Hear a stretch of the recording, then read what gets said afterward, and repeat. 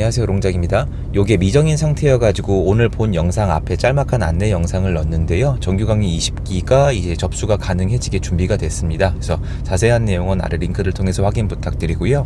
저번 기수 기억하시겠지만 요번도 이 접수 데드라인이 정해져 있습니다. 시장이 계속 변하기 때문에 저희가 움직여서 얻은 데이터가 사실 유효기간이 어느 정도 있거든요. 저번 기수는 접수기간 이후에 연락들이 상당히 많이 오셨어요. 시장이 움직이다 보니까.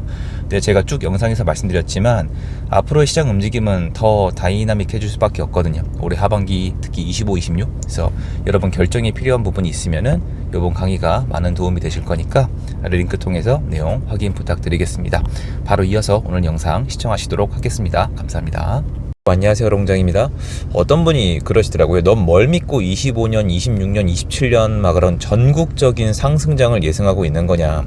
이거에 대해서 여러분이 한 가지 참고하시면 도움이 될 만한 점이 있어가지고 그거에 대해서 좀 말씀을 드리고자 영상을 켰습니다. 여러분 오랜만에 구독하기, 좋아요 한번 부탁드리겠습니다. 채널에도 좀 신경을 써야 돼가지고 예전으로 좀 돌아가 볼게요. 옛날 얘기하자는 게 아니고요.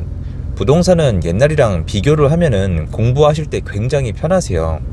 별거 없어요. 그 증거가 뭐냐면 예전에 이제 강남에 복부인 아줌마들 있잖아요. 이분들이 뭐 석사, 박사 학위가 있는 것도 아니고 그때 플랫폼이 있었던 것도 아니고 인터넷 말이에요. 그냥 나가서 플레이 하신 거거든요. 어떻게 보면은 굉장히 단순하고 변하기 굉장히 어려운 게 부동산이에요. 이유는 하나예요. 사람이 실제로 사용해야 되는 건데 사람은 동물이거든요. 패턴이 비슷한데 이것만 가지고도 전체 판을 바꾸는 게 굉장히 어려운 게 부동산이에요. 그래봤자 땅에다가 인허가 내서 대출 땡겨가지고 집 짓고 사람이 살게 만들고 오래되면 부시고 다시 짓고 이게 크게 변한 거 없거든요. 언제로 거슬러 올라갈 거냐면 참 언급하기 썩 제가 좋아하는 부분은 아닌데요. 박원순 서울시장님을 뺄 수는 없어요. 이분이 이렇다 저렇다 얘기는 안 할게요. 정치적으로 감정을 여러분과 함께 소모하고 싶지 않아요. 박원순 서울시장님이 한 일 중에 가장 임팩트가 큰 게 뭐냐면 서울의 정비사업장을요 전부 다 취소를 시켰어요. 서울에 재개발 재건축 하지 마라. 왜냐면 아파트촌이 되는 게 싫다. 특히 이 시장님이 정말 싫어했던 게 대단지 아파트. 위화감 조성한다. 세종시에 대단지 아파트가 없어요. 세대수가 제한이 돼 있거든요. 그러면 여러분이 좋아하는 그 대단지에 서울의 새 아파트 있잖아요. 이거를 제일 싫어했던 분이 박원순 서울시장님이어서 이분이 하여튼 정비사업이란 정비사업은 눈에 보이는 족족 다 취소하고 그리고 스스로 몸소 보여주셨지만 그냥 사람 냄새 나는 빌라촌에 들어가서 여기 좀 정비하고 그림도 그리고 이웃들끼리 이렇게 좀 부대면서 그러고 살자 이렇게 말씀을 하셨던 분이잖아요. 그때는 괜찮아요. 부동산 시장은 옛날엔 3, 4년짜리 게임이고 지금은 5, 6년짜리 게임이에요. 짧게는 3년, 길게는 뭐 10년, 15년 봐야 되는 건데 예를 들어서 지금 입주하고 있는 검단 신도시 이것도 사실 지정된 지 얼마예요, 여러분? 한 14, 15? 20년 향해 가고 있거든요. 그리고 별내 신도시 있잖아요. 거기 8호선 요번에 들어왔잖아요. 그거 8호선 처음에 개발계획 발표 난 지가 20년 정도 됐어요. 그러니까 장기간 게임이란 말이에요. 박원순 서울시장님이 그렇게 행정을 하셨으면은 몇 년 이내에 서울시장의 아파트 공급이 부족하다는 건 이미 정해져 있는 거예요. 근데 우리는 언론이 얘기하는 대로 바로바로 반응을 하고 단발성 기억을 한 다음에 장기적으로는 우리가 생계가 있잖아요. 그거 우리가 어떻게 계속 알아요? 근데 부동산 하시는 분들은 이거를 알아야만 한다는 겁니다. 그래서 지금 서울의 이제 입주 물량이 26년도부터 정말 눈에 띄게 부족하거든요. 경기도 인천도 부족할 거예요. 박원순 서울시장님이 그 옛날부터 서울시장을 이렇게 만들어 놨지만 그 중간중간에 이걸 고칠 기회들은 있었는데 그래서 여태까지 온 거예요. 그리고 경기도의 입주 물량이 진짜 많았거든요. 신도시들 때문에.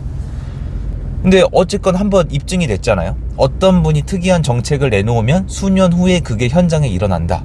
박원순 서울시장님이 있었던 이상 서울의 새 아파트는 부족해질 가능성이 굉장히 높았고 수순이었는데 경기도의 입주 물량을 늘려서 커버했다. 또는 다른 분들이 좀 커버를 했다. 이렇게까지만 표현을 할게요. 더 들어가면은 정말 안 좋은 얘기 해야 돼요. 되게 많거든요. 그런데 좀 최근으로 와서 26년, 27년, 아니 25년부터라고 할게요. 25, 26, 27 이때 공급량에 대해서는 누가 플레이를 해야 돼요? 지금이 아니에요. 지금 박상우 장관님한테 뭐라고 해봤자 소용없어요. 박상우 장관님에 대한 평가는요, 사실 3년 이후에 해야 돼요. 한 4년, 5년 이후에. 이게 맞습니다.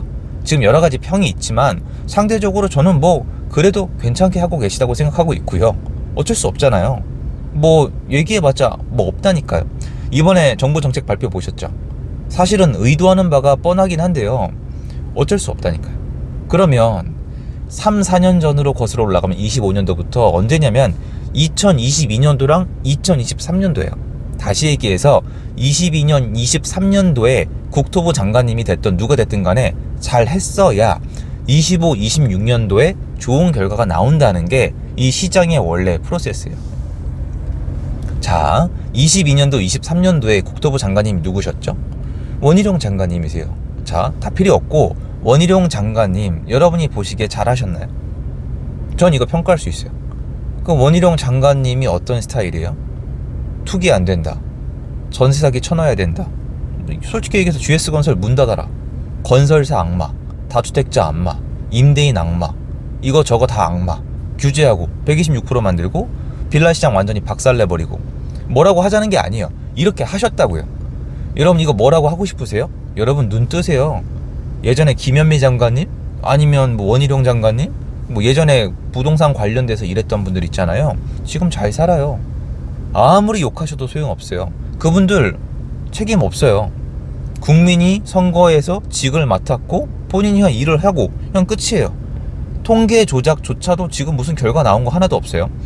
제가 제 의견을 말씀드리지만 국가 통계 조작은요, 제 생각에 이걸 가볍다고 생각하시는 분들은 정말 저는 이해를 하기가 어려워요. 엄청난 이벤트인데 뭐 국민들이 알아서 살아남아야 되는 모양새가 돼버렸습니다.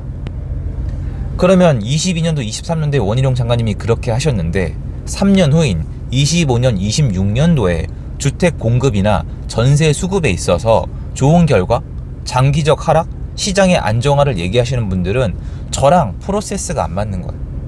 이래서 제가 자꾸 부동산 역사를 말씀을 드리는 거예요. 이게 되게 중요하거든요. 옛날에 무슨 일이 있었고 지금이랑 뭐가 비슷하고 그래서 이럴 가능성이 있고 이런 것들을 조사하고 다니고 공부하고 다니고 이래야 된단 말이에요. 그러면 25년, 26년도에 원희룡 장관님의 어떤 플레이를 기반으로 말씀드리자면 그때 하셨던 거를, 일단 빌라 시장 수급 완전 꼬이겠죠. 그러니까 빌라 시장이 그때 해놓은 거대로 그대로 있으면 안 고쳐지는 거예요. 안 돌아갑니다. 그리고 안 고쳐질 거를 제가 봤을 때는 박상우 장관님은 캐치를 했죠. 그래서 어떻게 합니까? 무한 매입. 국가가 사서 임대를 놓겠다는 거예요. 무슨 뜻이게요? 민간에선 돌아갈 리가 없다는 거예요. 여러분, LH에서 서울은 무한으로 되는 대로 사서 임대를 놓겠다는 거예요. 빌라 시장 일부를 국유화 시킨다고요. 이거 제가 과장되게 얘기하는 거 아니에요. 거꾸로 얘기하면 뭐다? 방법이 없습니다. 원희룡 장관님이 한 대로 그대로 가는 거예요. 그니 원희룡 장관님이 건설사 킬러셨잖아요. 다 때려잡았단 말이에요. 많은 분들 좋아하셨잖아요. 그러면 공급이 위축이 되죠. 까딱하면 깜빵 가는 겁니다. 원자재 올랐죠, 세금 올랐죠, 규제 올라갔죠, 잘못하면 깜빵 가죠. 이 와중에 분양가 맘대로 못하고 뭐 망하라는 거니까 망하는 건설사가 더 나와야 될 텐데 안 나오고 있긴 합니다만, 그러면 25, 26, 27을 갈수록 건설사가 집을 잘 지을까요? 안 짓는단 말이에요. 그러니까 요것만 보셔도 25, 26, 27년도의 시장은 이미 옛날에 만들어져 있는 거예요. 그럼 지금 와서 불이 나게 뭘 할 수 있느냐? 할 수가 없어요. 야, 그럼 네 말대로면 어폐가 있는 게 3년 후, 4년 후의 시장에 대해서 지금 정부가 최선을 다해야 되는 건데 왜 이상한 88 대책만 발표하고 있냐? 제가 다시 한번 말씀드릴게요. 이번 정부의 임기는 2027년이에요. 이건 정치의 특색인 거예요. 지금 죽어라 열심히 해봤자, 그걸 생각하고 제 얘기를 들으면 이제 이해가 되시죠? 현 정권에서 가장 잘했어야 되는, 가장 점수를 따고 표를 받을 수 있었던 시기는 지금이 아니고요.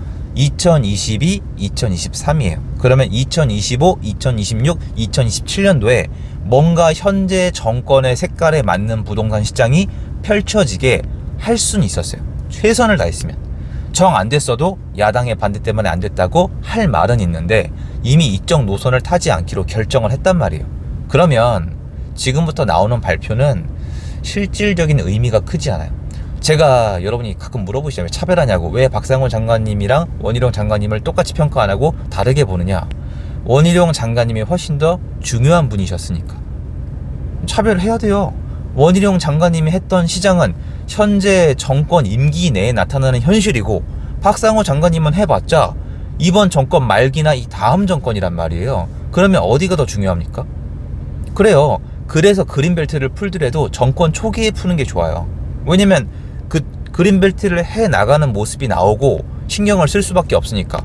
정권 중간에 풀면 나중에 레임덕이랑 겹친다니까요. 두고 보세요. 겹치나 안 겹치나. 그린벨트 푸는 게 얼마나 힘든데요. 환경단체랑 야당이랑 가만히 있을 것 같아요? 정비사업 특별법은요, 야당이 통과시켜줄 것 같아요? 이런 건 정권 초에 사람들이 빡 지지해줬을 때 뽑아준 사람들이 일단 있잖아요. 지지율을 떠나서 당선이 되게 해준 사람들이 밀어줄 때 했어야 돼요. 그 시기 싹 다 까먹었어요. 완전 날라갔습니다. 근데 이제 와서 뭘 하자고요?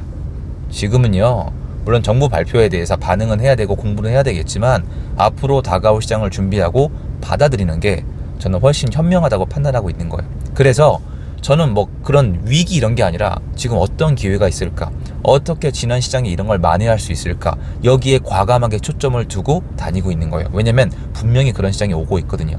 계속 확인이 돼요. 물론 제가 생각한 거랑 약간 다른 점은 있어요. 변수도 있는 건 맞지만 그런 건 원래 시장이란 특성상 원래 있습니다. 그래서 그런 변수까지 좀 제거해 가면서 파악을 하려고 다니는 건데, 늘 한계는 있지만 전체적인 큰 그림을 봤을 때는 아까 말씀드린 그 방향으로 가고 있다는 거예요. 25, 26, 27 이제는 별 방법이 없다는 겁니다. 극단적인 방법을 취하지 않는 이상. 그거를 좀 말씀드리고 싶어서 지금 정부 정책 발표 이런 거 말고 3, 4년 전에 어떤 일이 있었나 이걸 한번 봐주자는 거예요. 25년 3년 전, 4년 전, 그럼 21년, 22년이잖아요.